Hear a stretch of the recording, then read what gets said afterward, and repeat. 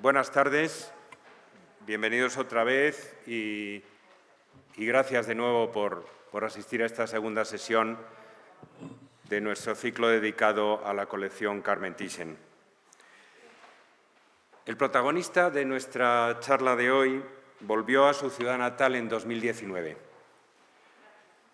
Nos pidieron el cuadro de Tita, el cuadro de Carmen Thyssen, para la ocasión única, excepcional, de una exposición dedicada a Caspar van Byttel en su ciudad natal, Amersfoort, en Holanda.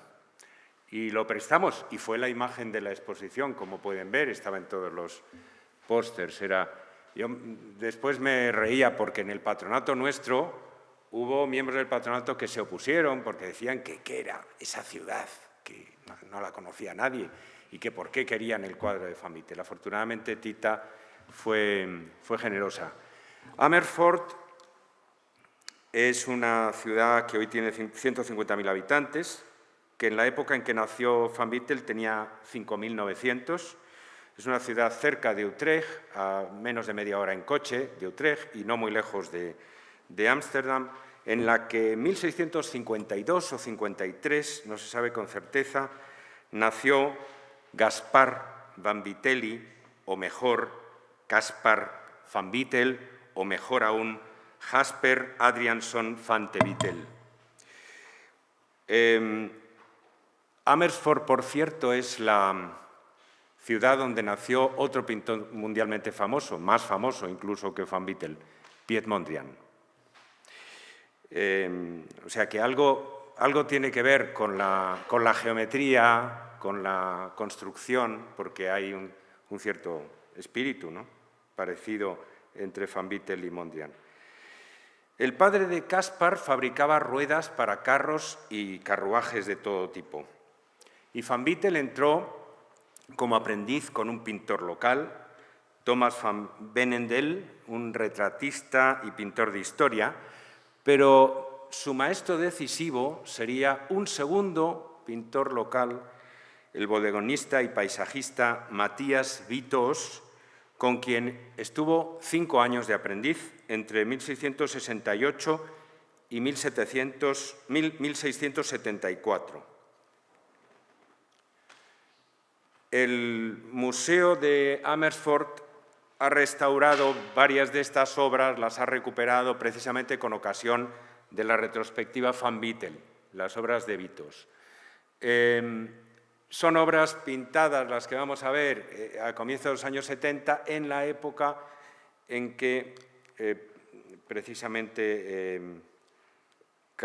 Caspar van Byttel estuvo allí trabajando y pudo colaborar, no tenemos certeza, no hay constancia documental, pero debió de colaborar en estas obras como auxiliar. Son paisajes panorámicos, nos interesa mucho esto, porque ya está aquí la semilla de lo que van Byttel va a hacer en Roma. Matthias Withoos había estado en Roma una temporada, como tantos artistas del norte, en la época en que, hacia mediados del siglo, en la época en que van Byttel había nacido.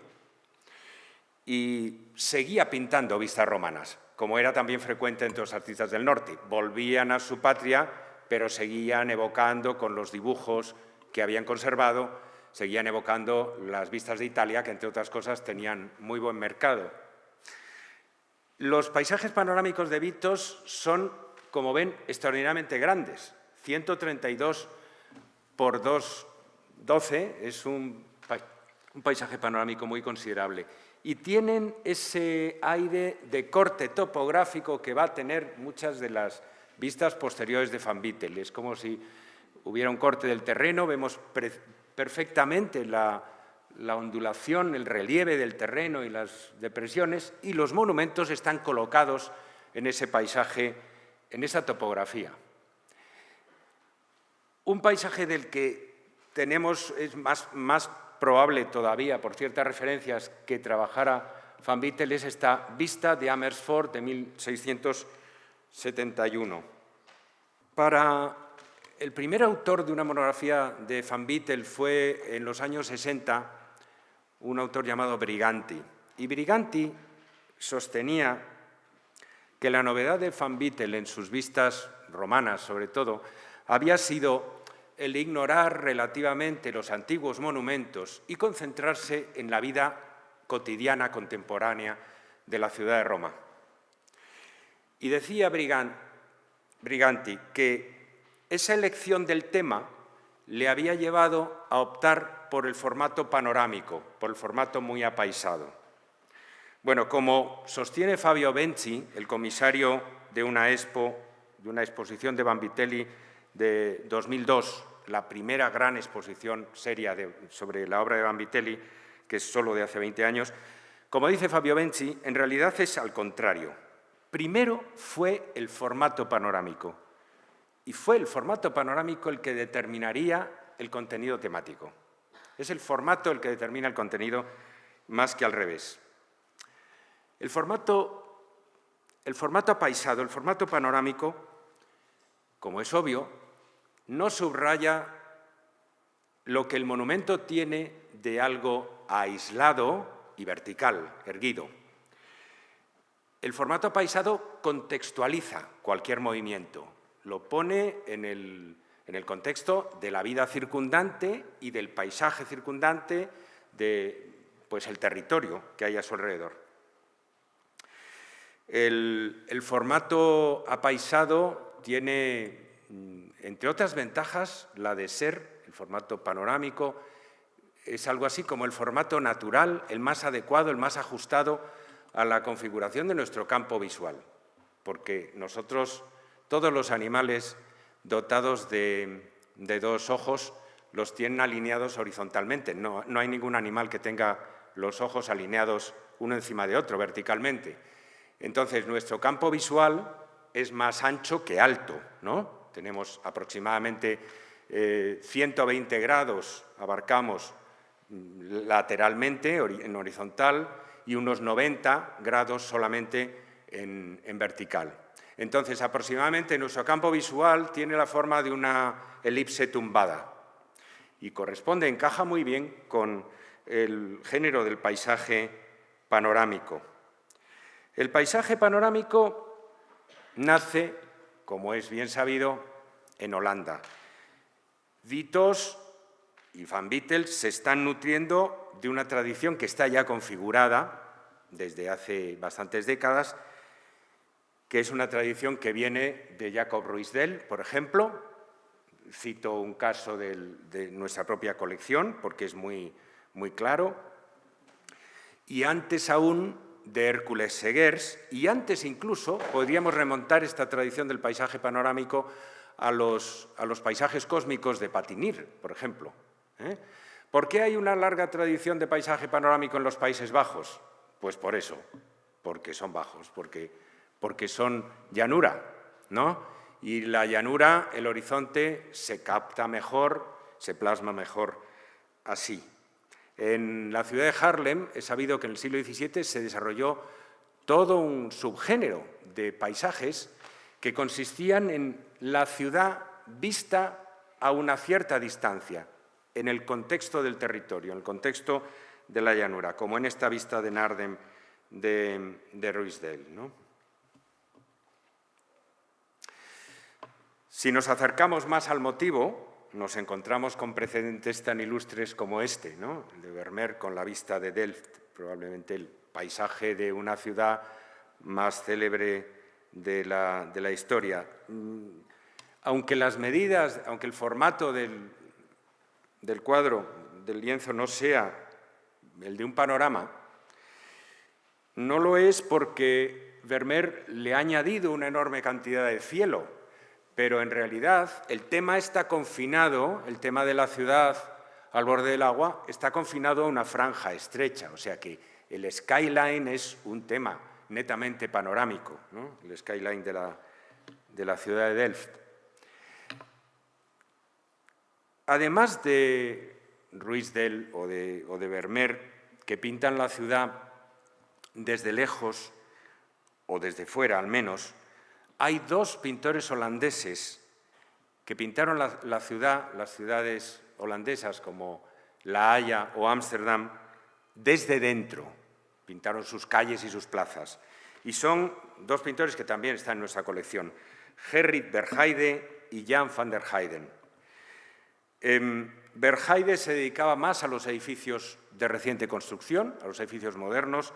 Van der Heyden prefería los antiguos. He traído solamente esta vista fantástica del Rijksmuseum de Verheide, una de sus vistas del Herengracht, uno de los canales de Ámsterdam, porque me parece una expresión muy adecuada de la sintonía entre el formato panorámico, formato apaisado, y el tema urbano, lo que en inglés se llama el cityscape, el paisaje urbano. Verheide convierte el canal en una especie de monumento horizontal. Y no les tengo que explicar lo que hay aquí de premonición de Venecia.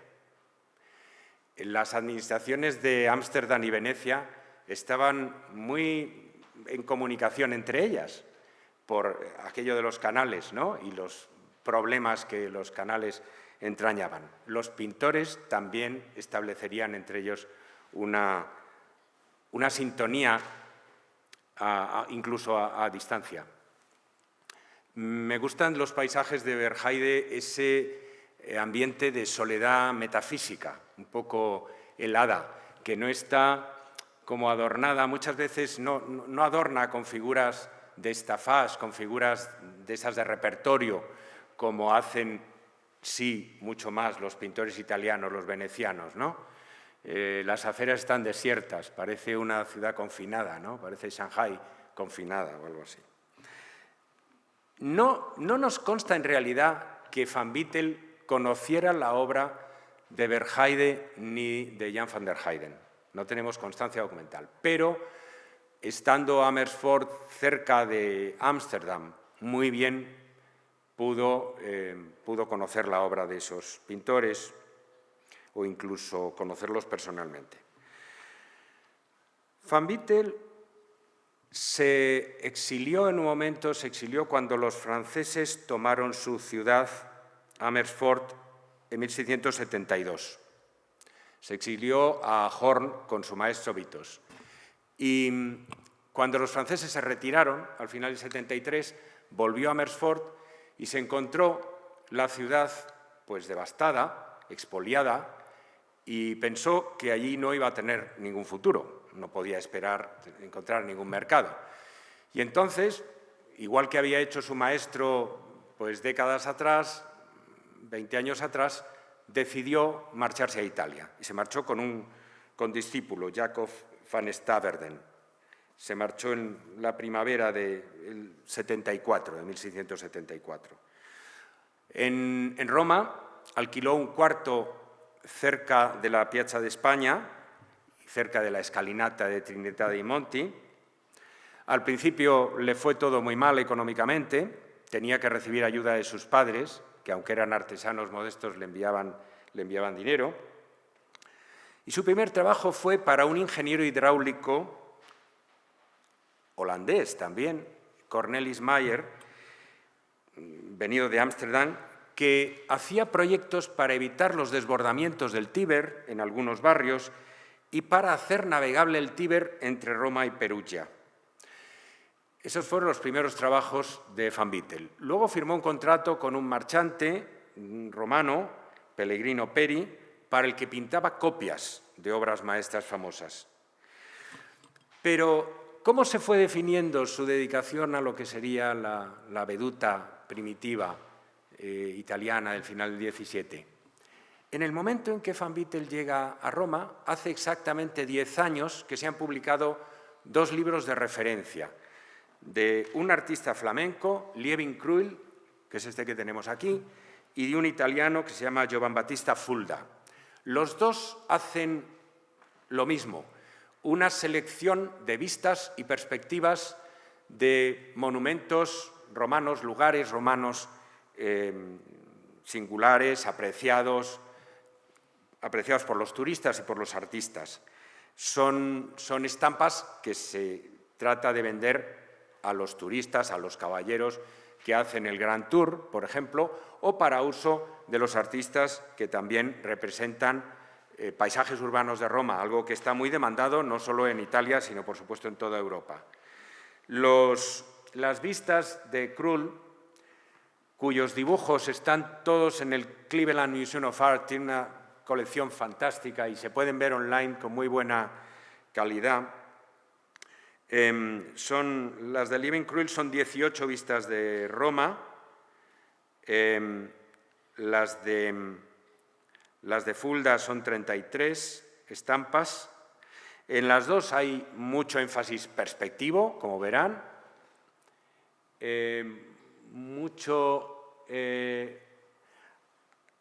Están todas centradas en monumentos fáciles de identificar, conocidos, pero una mayoría de ellos modernos. Y esto también va a ser algo que va a determinar a Van Beetle. Siempre decimos que Van Beetle se caracteriza por no haberse interesado simplemente por las ruinas o por los monumentos de la antigüedad clásica, sino haberse interesado por la ciudad moderna. Pues bien, eso ya estaba en Lieven Krull y en Fulda. Y en algunos casos son estampas en las que el punto de vista se baja a la calle y se hace al espectador aproximarse al paseante de las calles de Roma. Es verdad que en este primer caso tenemos una vista desde un punto de vista elevado, como también las vamos a encontrar, pero en cambio aquí la vista de Santa María in Vialata está tomada desde una perspectiva de sotto in su, ¿no? Vemos el edificio muy desde abajo, con una perspectiva muy marcada. Un escenario muy querido de los artistas y los turistas era el Campidoglio, ¿no?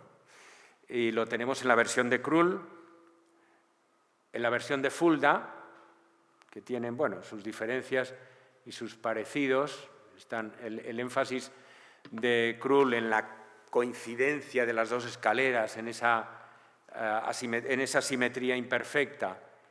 Y ahora les he traído un dibujo temprano de Van Beetle, que empieza a hacer sus pinitos ensayando su capacidad para captar vistas también de Roma. Y lo que nos llama la atención, comparándolo con antecedentes como los de Krull o Fulda, es que su trabajo, comparado con los dibujos extraordinariamente cuidadosos y acabados de Krull, es mucho más libre y suelto, es menos lineal, usa más las aguadas, es más pictórico. Claro está que hay, bueno, una razón básica para esto. Krull, como Fulda, hacía sus dibujos para ser ejecutados como grabados, lo cual necesitaba una buena dosis de precisión. Y en cambio, Van Beetle, aunque hizo grabados, pero el uso principal que va a dar estos dibujos va a ser su propia pintura y, por tanto, puede permitirse un grado de libertad mayor, ¿no? Los temas de Van Beetle, inicialmente, el primero de sus temas es la Piazza del Popolo, que era la entrada para los viajeros que venían del norte a Roma a través de la Porta del Popolo, y había sido renovada en el siglo XVII por el Papa Alejandro VII. Era uno de los lugares espectaculares, más teatrales de Roma para, como digo, los visitantes extranjeros o los artistas locales.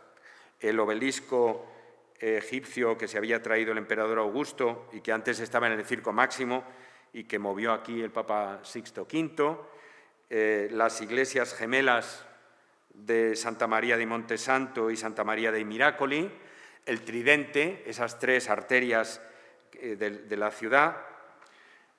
Bueno, aquí a mano izquierda la iglesia de Santa María del Popolo y allí al fondo, a mano izquierda también se entreven Villa Medici, las torres de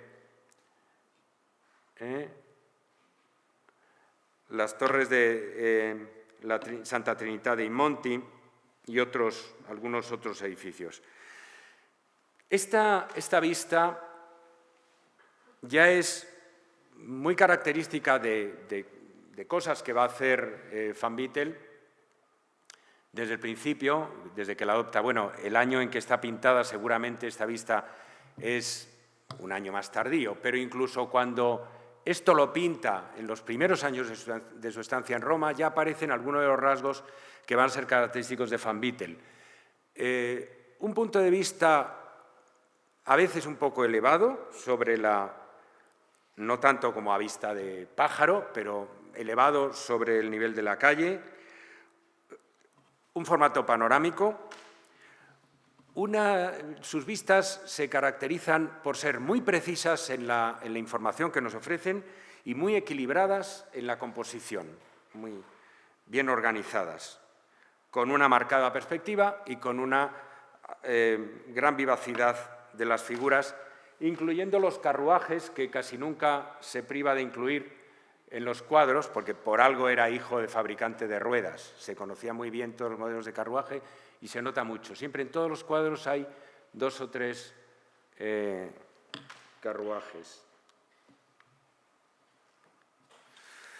Otro de los paisajes típicos urbanos de Roma que se vendían muchísimo a los turistas era naturalmente la Plaza de San Pedro.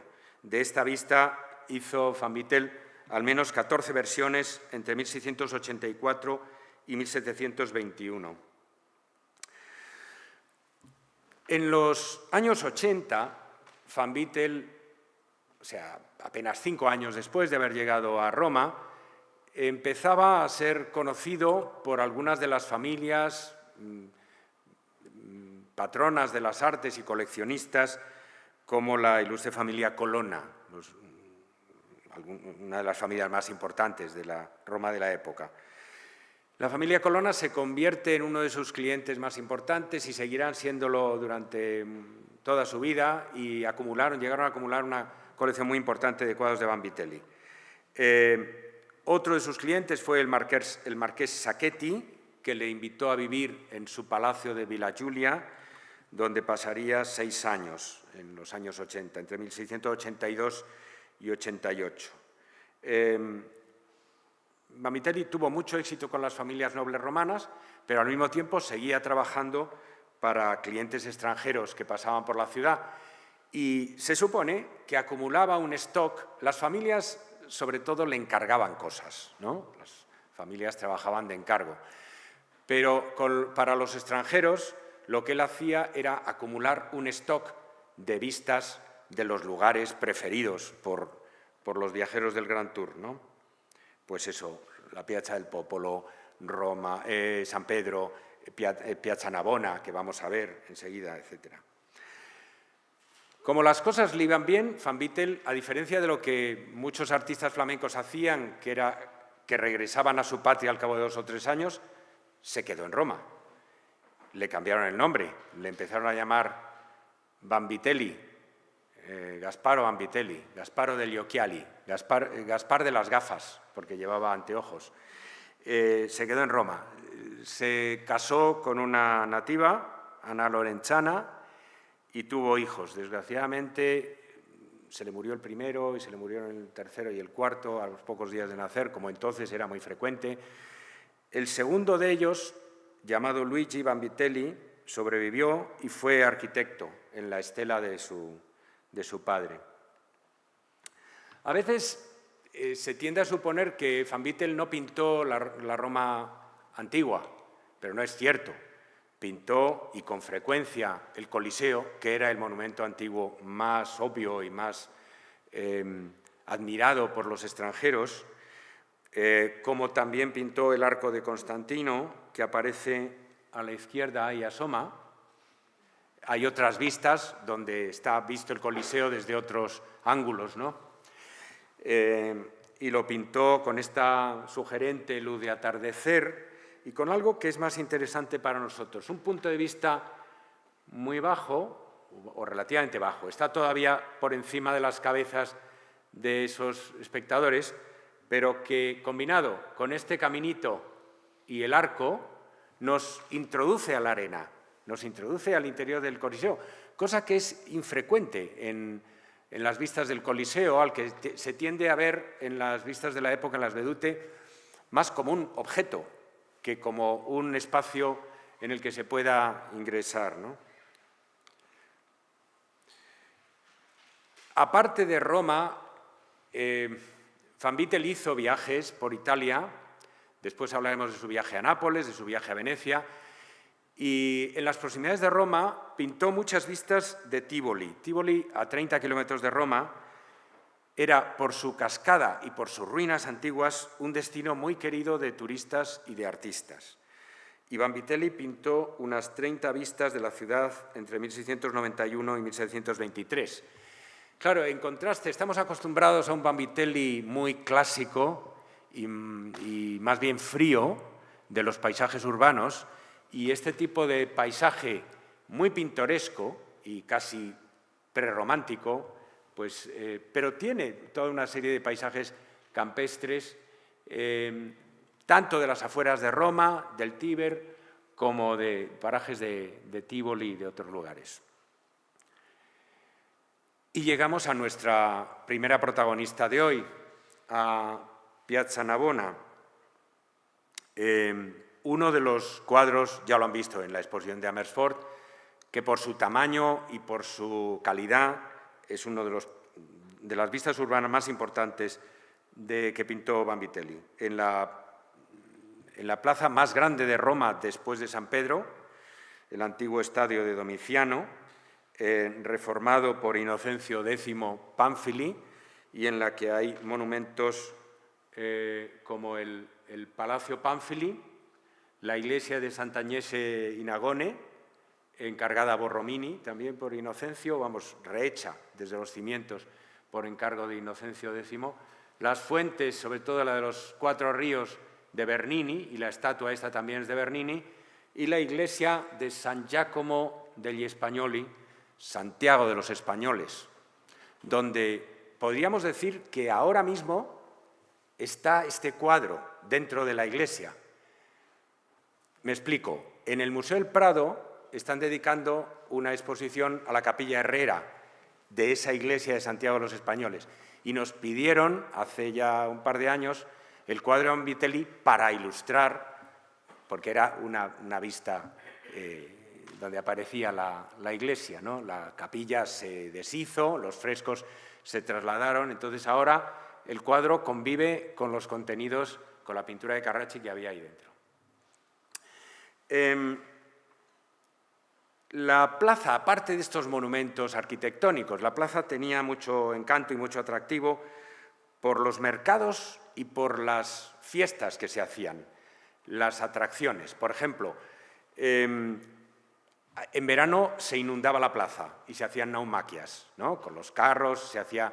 esto era entonces relativamente frecuente en esta y en otras plazas, también para refrescar, ¿no? Fiestas de agua. No he traído esos cuadros de naumaquias porque nos apartaría de nuestro tema, y era una plaza muy de mercado, con infinidad de puestos que Van Beetle describe muy bien. Los toldos, los vendedores que están con las cestas, así en medio de la plaza. Y el cortejo de gente que pasa, esto es muy expresivo de cómo debía ser la vida ahí. Artesanos, vendedores callejeros, músicos, soldados, frailes, criados, caballeros y damas. Todo eso es lo que podíais ir viendo. Una vez Marborovia, nuestra conservadora de pintura antigua, hizo un recorrido por las figuras en detalle, centrándose en estas anécdotas, ¿no?, que el cuadro contiene. No me voy a parar en eso, pero lo pueden ver mirando de cerca, mirando con lupa o mirando el propio cuadro cuando regrese al museo. De Piazza Navona hizo Van Beetle por lo menos 9 versiones, entre 1688 y 1721. Les voy a mostrar 4 versiones más, muy rápidamente.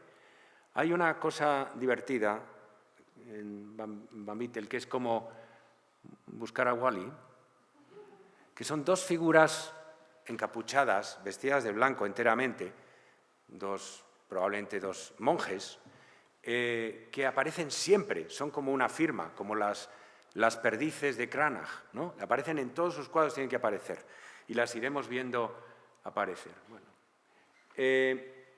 en estas versiones, en las dos versiones siguientes, las reproducciones no son muy buenas, es lo que he podido encontrar.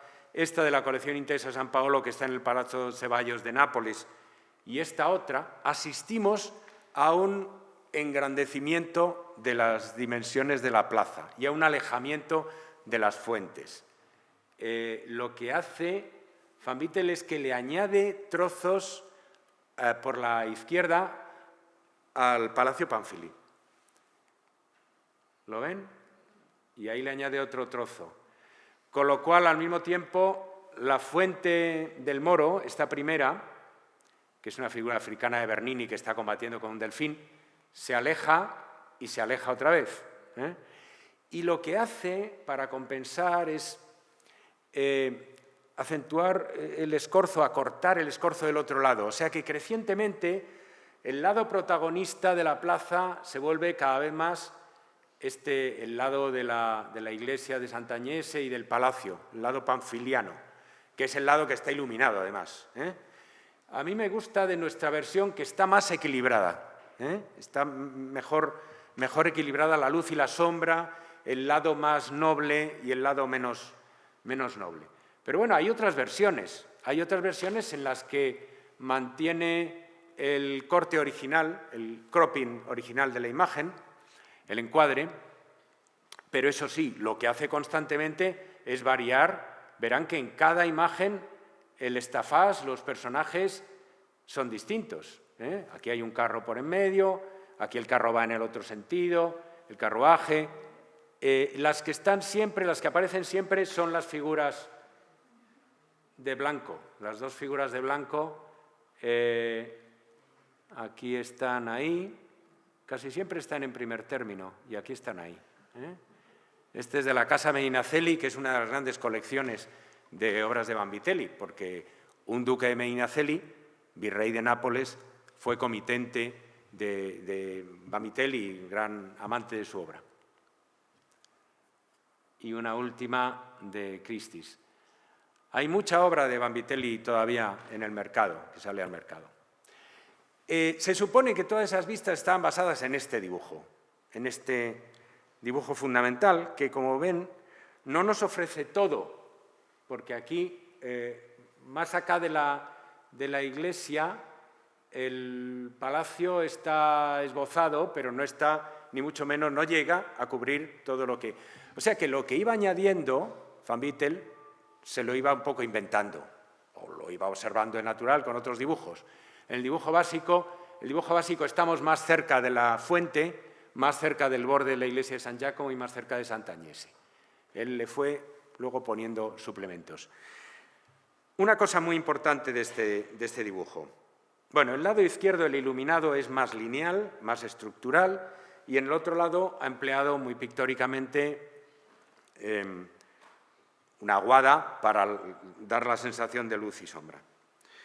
Fabio Benci, que fue el comisario de la exposición que ya he citado, Gaspare Vanvitelli e le origini del vedutismo, del 2002, ha estudiado las cuadrículas de los dibujos.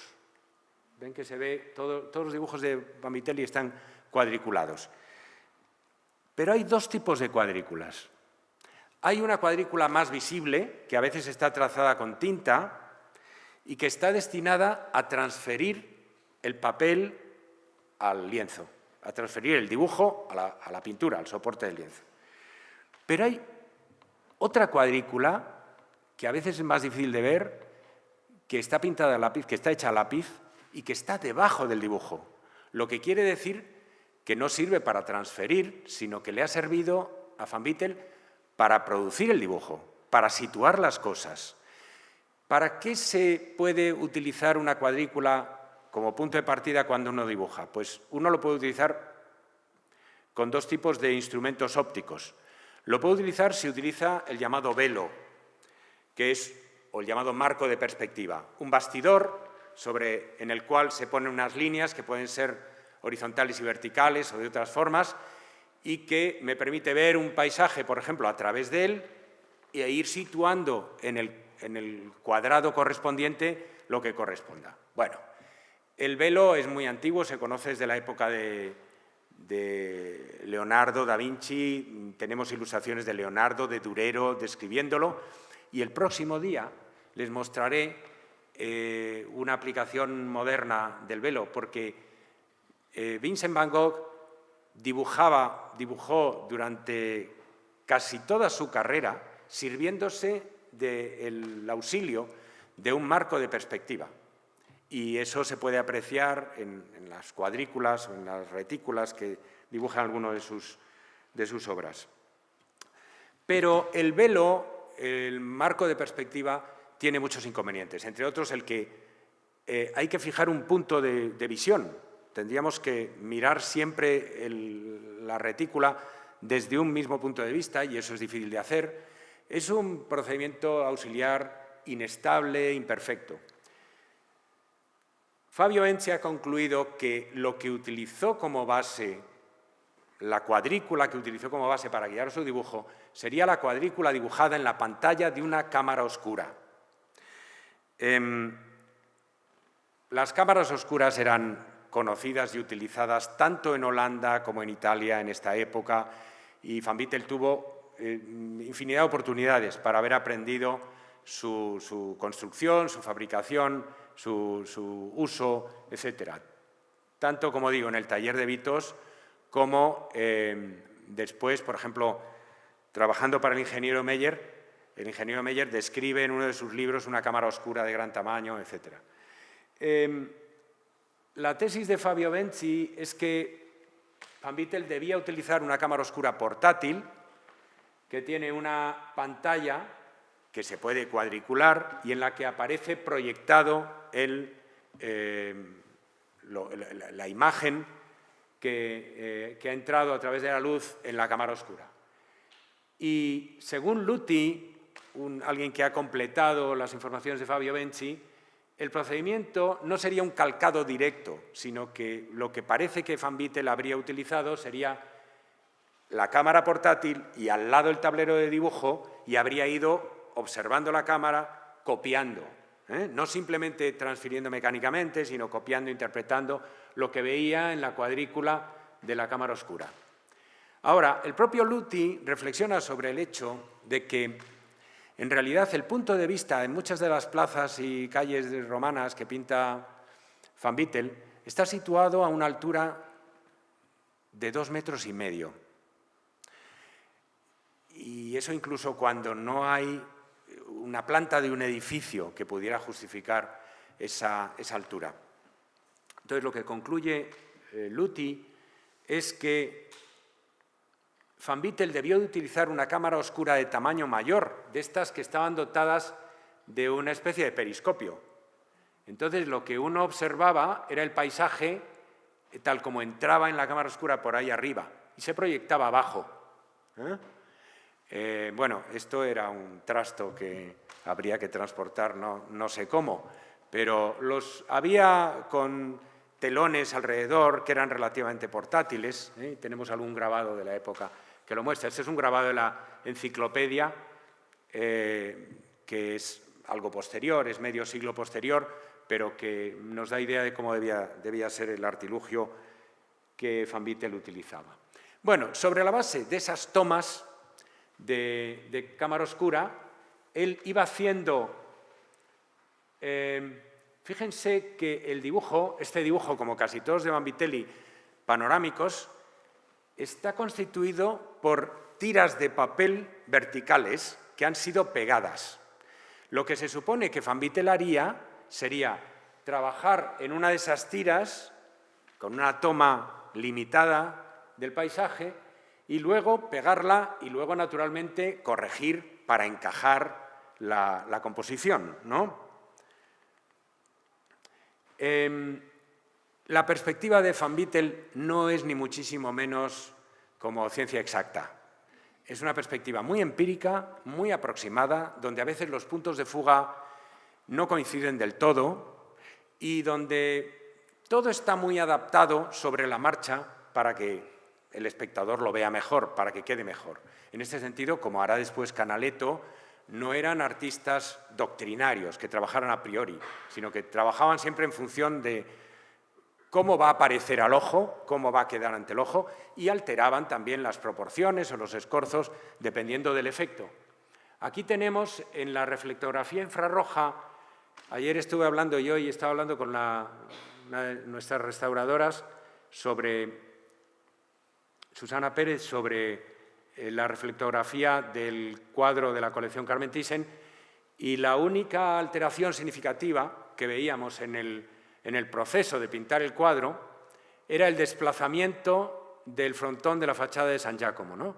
Ven que ahí se observa que hay un pentimento, ¿no? O sea, en algún momento ha decidido que tenía que sacar más la fachada para que se viera mejor, ¿no?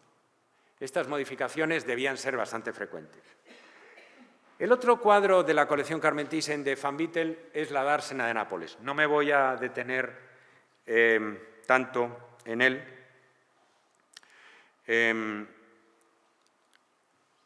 La Dársena de Nápoles surgió de la siguiente manera.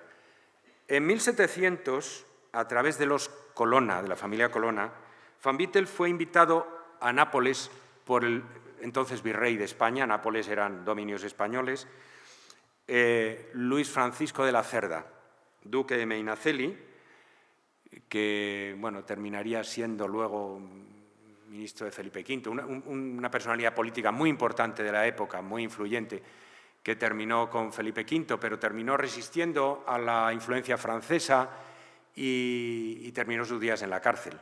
Murió poco después de haber sido internado en la cárcel. Pues Luis de la Cerda, que era un gran aficionado a la pintura y aportó mucho a su colección, le llamó a Nápoles para que decorara sus apartamentos.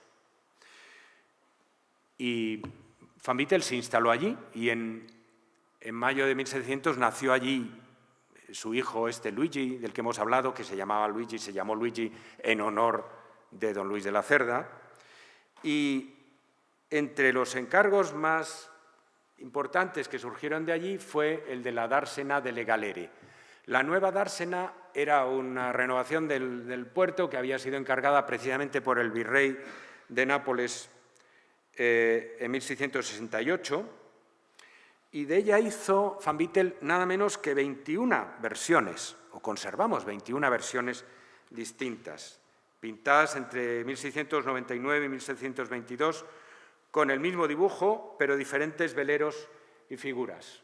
Hay, por ejemplo, una galera que ha sido izada para para realizar reparaciones, ¿no? Hay otros barcos. Están aquí las dos figuras de blanco, ¿las ven? Ahí aparecen. De nuevo, hay soldados. Hay dos personas de noble condición que se encuentran, cada uno va en un coche y entonces se paran para conversar desde los carruajes.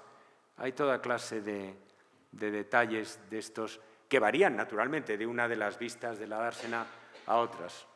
Arriba aparece la cartuja, al lado el castillo, el palacio, hay una serie de referencias. Me interesa de la dársena el que hemos salido del ámbito circunscrito de un espacio puramente arquitectónico como era el de Piazza Navona. Hay dos tipos de vistas de vedute, tanto en Van Vittel como en otros pintores de vedute italianas. La vista propiamente y estrictamente arquitectónica, confinada, enmarcada toda por edificios, y en la que a lo sumo podemos tener una noción de alguna torre que asoma allí detrás, pero en la que realmente no vemos el territorio, no vemos la orografía, no vemos el relieve del terreno, y estas otras vistas, entre las cuales pintó muchas Van Vittel, extraordinarias, que son verdaderamente topográficas, donde los edificios están todos situados en un territorio, en un lugar más amplio, envueltas en un paisaje, con lejanías. Esta sería una imagen de la dársena hoy, ampliada, claro, en la fotografía de Hans Wilschutt, que en la exposición del 19 en Amersfoort utilizaron mucho a Bilsut como contrapunto para explicarle a la gente qué lugares eran esos que pintaba Van Beetle, ¿no? Hay otras vistas de Nápoles que todavía acentúan más este aspecto del territorio, este interés por el territorio, abren todavía más el foco, ¿no? El barrio de Chiaia, desde la colina de Pizzofalcone, es uno de sus puestos de observatorio preferidos, y esta otra, que también está Chiaia desde Pizzofalcone, pero encima vemos el mar, ¿no? La playa. Y aquí está, es un poco paisaje cósmico, porque tenemos la colina, la montaña, la playa, el cielo, la fortaleza desde la cual estamos, el mirador. Ustedes saben que en la veduta es muy importante esto del mirador desde el cual estás observando el terreno, y a veces hay objetos, hay una pared, hay un elemento arquitectónico que está como en primer término, ¿no?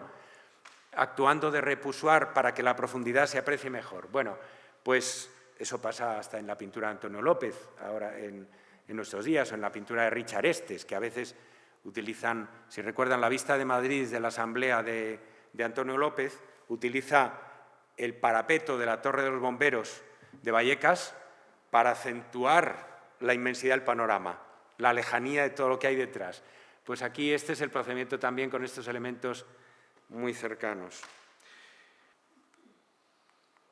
Y vamos con la última parte de nuestra... Hemos hablado un poco de los orígenes, de las raíces, de las fuentes, del vedutismo vanbeeteliano, de lo que es el panorama, y hemos hablado de las dos grandes piezas de la colección Carmen Thyssen, aunque brevemente, y vamos con la última parte de mi conferencia, que se refiere a esta cuestión tan debatida de cuál es el papel que Van Beetle jugó en la génesis de la veduta, y en particular de la veduta veneciana.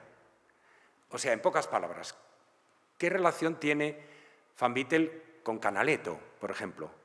¿Es verdaderamente, como se dice, como se ha dicho a veces, Van Beetle el padre de la veduta veneciana, el padre de Canaletto? En pleno siglo XVIII, un connoisseur y escritor de arte francés, Mariette, en su abecedario de artistas, para hablar de Canaletto, decía, trabaja a la manera de Van Beetle. Dice, pero yo creo que es mejor, decía Mariette. Bueno, dejando aparte el juicio de valor, ya entonces había conciencia de que Canaletto estaba siguiendo los pasos de Van Beetle. Luego esto se ha puesto en cuestión y, claro, los historiadores que andan en busca de vínculos concretos, no vamos a suponer que hay una influencia genérica. Vamos a ver si Canaletto conoció a Van Beetle, si conoció su obra, cuándo la conoció, en qué medida le pudo influir y todo eso. Vamos a ver brevemente algunos datos sobre esto. En primer lugar, una anécdota tardía. Canaletto en 1750, o sea, muy avanzada su carrera, pinta esta vista de Piazza Navona, que desgraciadamente el Museo Fuji no pone imágenes de media resolución, es una imagen muy floja. La pinta basándose en un grabado de un artista flamenco en Roma, Gomarus Wouters, que a su vez se había basado en Van Beetle. Muy pronto, en 1693, o sea, si el dibujo original de Van Beetle era del 88, pues 5 años después, ¿no? Esto quiere decir que Canaletto, por supuesto, en 1750 sabía perfectamente quién había sido Van Beetle. Van Beetle se había muerto en el 36, ya se había muerto. Sabía perfectamente quién había sido y seguramente admiraba su obra, ¿no? Pero esto, claro, no basta para enunciar una conexión, una verdadera influencia. Esto es un homenaje muy tardío. Más datos. Sabemos que cuando Canaletto y su padre viajaron a Roma, cuando Canaletto era muy joven, en 1719, cuando Canaletto y su padre se dedicaban a hacer decorados de teatro. Y viajaron a Roma para hacer los decorados de 2 óperas de Alessandro Scarlatti. Y estuvieron trabajando en Roma una temporada. Y se movían en los mismos círculos que Van Beetle, porque La familia Albani era la dedicataria de las óperas de Scarlatti y a la vez eran clientes de Van Beetle. En ese momento, Canaletto pudo conocer o bien a Van Beetle personalmente o, desde luego, su obra, y pudo oír hablar mucho de él. Y es el momento, en ese viaje a Roma de 1719-20, es el momento en el que Canaletto decide que va a dejar de pintar decorados y se va a dedicar a ser vedutista. Y empieza a pintar paisajes urbanos realistas, allí mismo en Roma, que no me puedo parar tampoco a enseñarles. Es decir, que pudo haber en esa primera visita a Roma también un contacto hipotético. Pero nos vamos a concentrar en la otra mitad de la relación que tuvo Van Beetle con Venecia. ¿Estuvo en Venecia Van Beetle? ¿Pintó Venecia alguna vez? Sí, estuvo, al menos que sepamos, una vez. En 1694-95, Van Beetle emprendió un viaje por todo el norte de Italia, como eran los viajes entonces, de muchos meses, visitando Florencia, Bolonia, quizá Lombardía, y terminó en Verona y en Venecia. Y seguramente en Venecia pasó pues unas semanas o unos meses, no sabemos. Se conservan 6 dibujos que suponemos que son de esa estancia en Venecia y de los que nacerían, al menos, que conservemos, 40 pinturas de Van Beetle. O sea que es bastante dedicación a Venecia, para no vivir allí, sobre todo. Se supone que había mercado, claro. 40 pinturas pintadas entre 1697 y 1721. Y resulta que los motivos de sus dibujos y de sus pinturas corresponden a los que todavía hoy identificamos como las vistas fundamentales, algunas de las vistas fundamentales del vedutismo. Por ejemplo, esta vista de la Piazzetta y del Molo desde San Marcos, ¿no? Que es un dibujo, bueno, extraordinario, no se puede apreciar naturalmente en esta reproducción. Los dibujos de Van Beetle son incluso más disfrutables que su pintura, porque tienen esta complejidad de incidentes, de pluma, de aguada, que los hace fascinantes. El Museo del Prado conserva una obra excepcional y que probablemente es el punto alfa, el punto inicial de la veduta veneciana, que es esta vista de Venecia desde la ira de San Giorgio con el Molo, la Piazzetta y el Palazzo Ducale. Es como una síntesis desde poco lejos, no tan cerca como a veces otras veces se van a figurar estos monumentos de Venecia, la Venecia que luego se va a convertir en un estereotipo.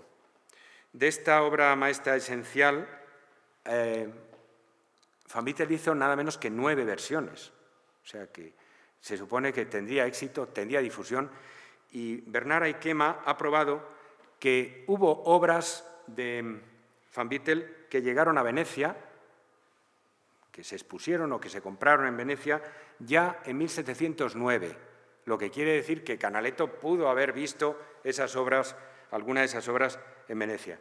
¿Qué nos sorprende de la Venecia de Van Beetle respecto a la Venecia posterior de los vedutistas venecianos? A mí me parece que la Venecia de Van Beetle es más espaciosa, más luminosa, más aérea, menos contrastada que la de muchos de los vedutistas posteriores y, en general, más tranquila. Es decir, menos agitada, menos tormentosa, no hay humo, no hay cielos con nubes de tormenta. En los vedutistas posteriores a veces hay momentos luminosos, pero a veces hay momentos, casi diría, prerrománticos, ¿no? de drama del paisaje. La Venecia de Van Beetle es quizá un poco más, quizá más fría que la de los vedutistas posteriores, pero también más luminosa y más aérea. Quizá, vamos a verlo. Esta es la versión del Molo.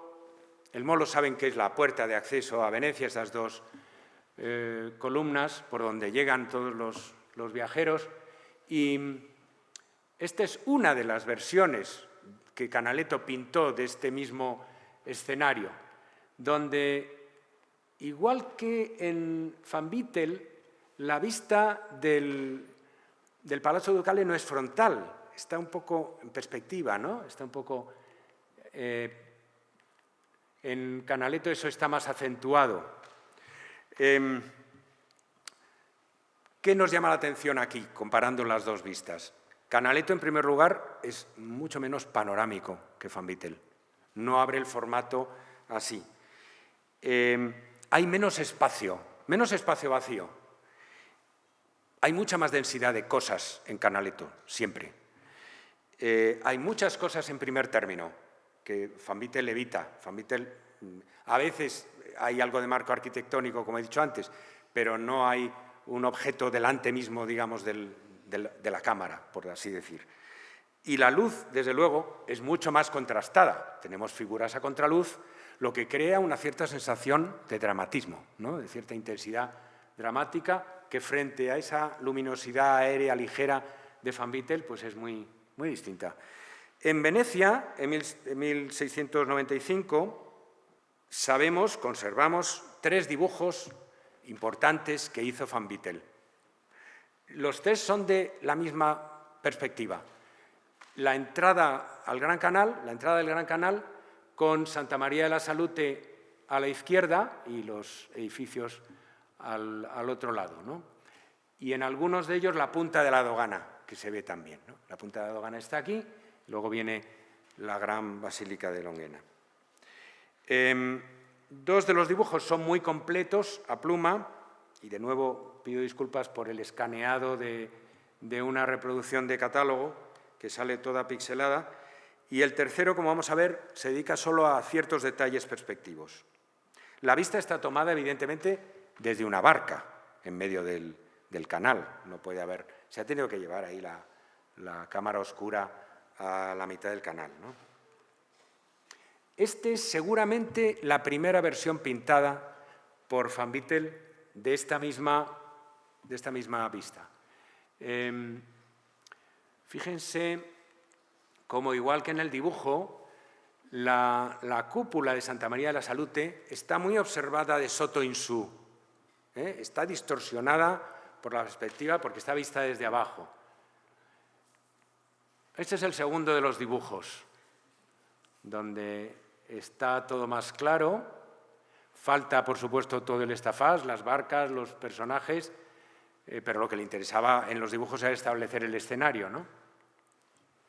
Esta es otra de las versiones, una versión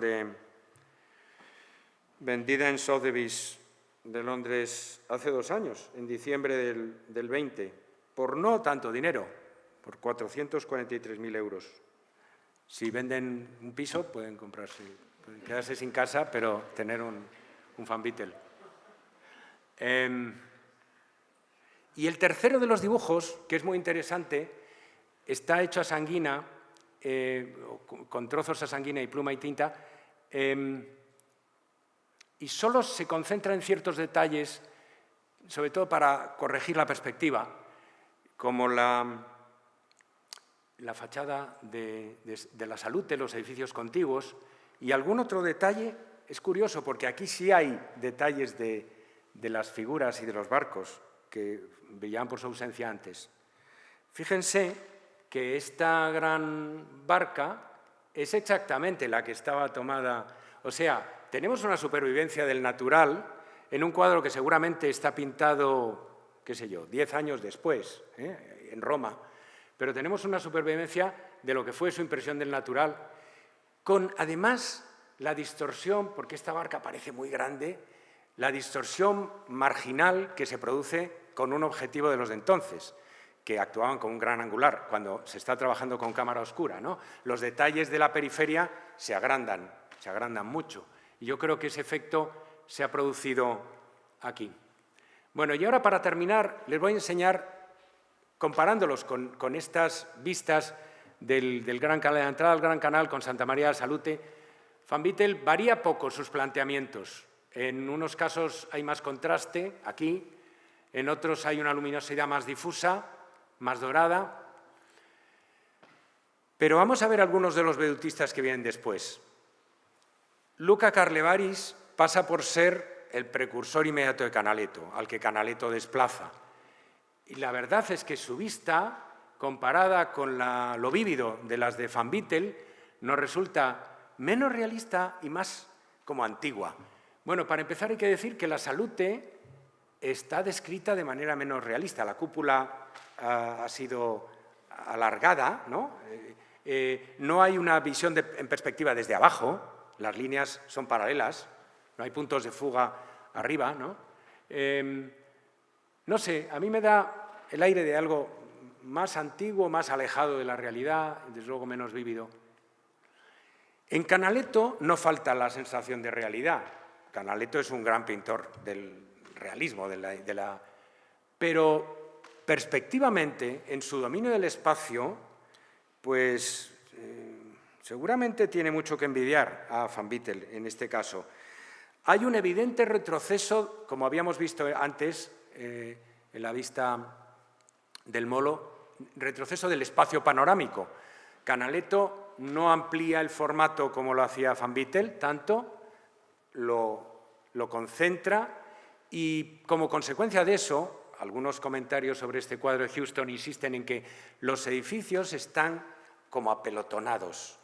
Se conjetura que quizá recibió un encargo con unas medidas determinadas y que se vio obligado a concentrar la vista de la Salute y el Canal en ese formato. Pero el caso es que es un formato en el que la mirada se siente como menos cómoda que en lo de Van Vittel, ¿no?